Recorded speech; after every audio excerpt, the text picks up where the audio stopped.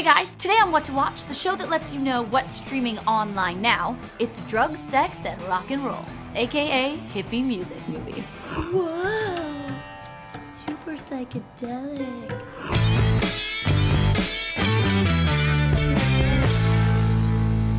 Okay, so I missed Coachella this year, and I may have gotten just the slightest bit depressed while watching their performances streaming on YouTube, so I decided to get into my own groove with some hippie flicks. It's all happening. Music, true music, not just rock and roll. It chooses you. First up is the ultimate hippie go-to. Almost Famous is streaming on Amazon. The movie was inspired by writer-director Cameron Crowe's very early career as a 15-year-old contributor to Rolling Stone magazine. Crowe's Rolling Stone stint was the start of an awesome career as a writer. His first screenplay was an adaptation of his first book, Fast Times at Ridgemont High. You know, that really great Amy Heckerling high school movie? That was my skull! I'm so wasted! Anyway, Crowe went on to pen Say Anything, Singles, and Jerry Maguire, all before winning the Best Writing Screenplay Academy Award for Almost Famous. The movie follows William Miller, played by young Patrick Fugit, when he gets a once-in-a-lifetime opportunity to tour and write about the up-and-coming band Stillwater. While on tour, William meets and falls for Penny Lane, aka Kate Hudson, in perhaps her best role ever, as the young and beautiful groupie, or Band-Aid. Groupies sleep with rock stars because they want to be near someone famous. We're here because of the music. We are Band-Aids. The role of Penny Lane was originally intended for Sarah Polley, and even Christina Ricci auditioned. To me, Hudson makes the film, so I'm definitely glad that it worked out in her favor. Ladies and gentlemen! At this time, please extinguish all smoking materials, where the captain has turned on the no smoking sign. Fun fact, the movie also includes a very early role for Zooey Deschanel as William's older sister. She totally rocked a 60s flight attendant / Howard Johnson's employee look. One day, you'll be cool. Fun fact number 2, Crowe was able to get permission to call his band Stillwater from the real 1970s Stillwater Band after giving them a private screening of the movie. I am a golden god! I'm also high on drugs. It's rumored that the Russell Hammond character was based on Greg Allman of the Allman Brothers, who Crowe toured with and wrote about in 1973. Peter Frampton, Crowe, and his wife Nancy, who's also the guitarist in the rock band Heart, wrote Stillwater's songs.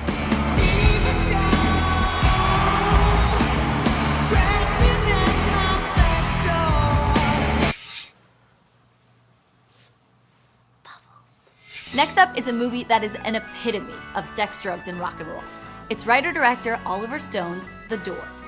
The movie follows Jim Morrison, played by Val Kilmer, from his Venice Beach lifestyle to UCLA film school to falling for his girlfriend Pamela Curson, aka Meg Ryan, to the formation of his iconic rock band, The Doors. I got a name. The Doors. I mean the doors in your mind. The Huxley book. Doors of perception. Acid. Great. The story is a psychedelic roller coaster, illustrating the delirium that comes with fame and fortune. It'll immediately transport you into the wild world of Morrison, from the highs of thrilling concerts to the lows of self-pity, depression, and overindulgence.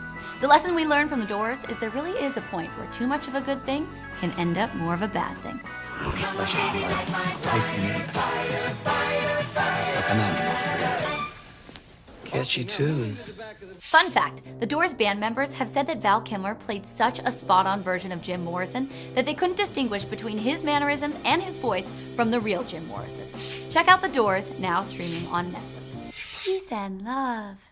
If you're really feeling like some free love, check out the iconic music documentary that was released in 1970 and has a 92% audience approval rating on Rotten Tomatoes. Woodstock, 3 Days of Peace and Music is streaming on Documentary Heaven. This thing was too big.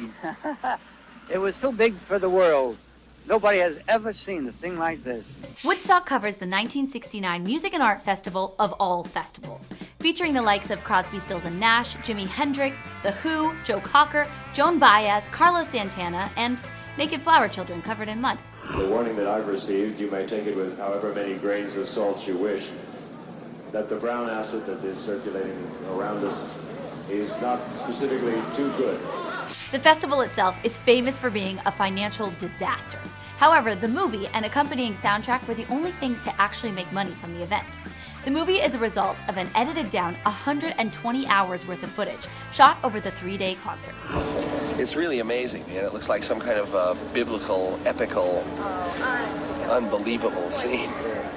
The 2 to 3 panel screen presentation allowed young film editor Martin Scorsese to show concert footage alongside audience reactions and behind the scenes coverage.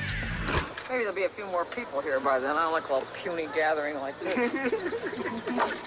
The documentary truly places the audience in the center of the festivities, giving a real sense for how incredible it must have been to be part of the controlled mayhem that was the monumental event of Woodstock. 500,000 young people can get together and have 3 days of fun and music, and have nothing but fun and music, and I God bless you for it. You know you got it if it makes you feel good. Oh, yes you do. In previous eps, I've talked about Dazed and Confused and Harold and Maude, which both definitely fit the vein of this list. Click the links below to check those out now. Let me know what you thought of this week's list, and what are some of your favorite music festivals. Make sure to click like and subscribe to Cinefix for more What to Watch every Thursday, and let me know what list I should do next time.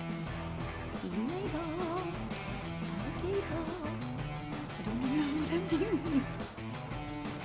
What?